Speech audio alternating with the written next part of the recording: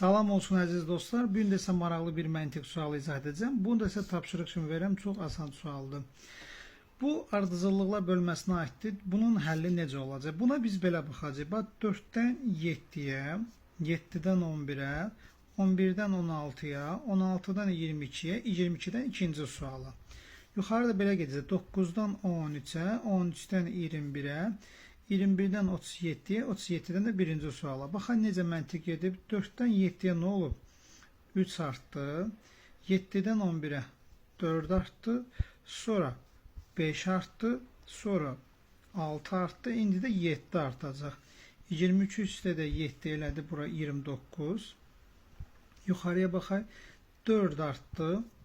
Burada 13-dən 21-ə 8 artdı. 21-dən 37-yə 16 artdı.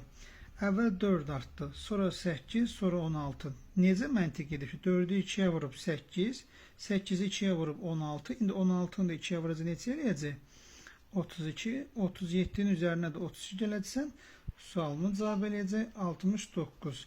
69, 29 sualımın cavabıdır.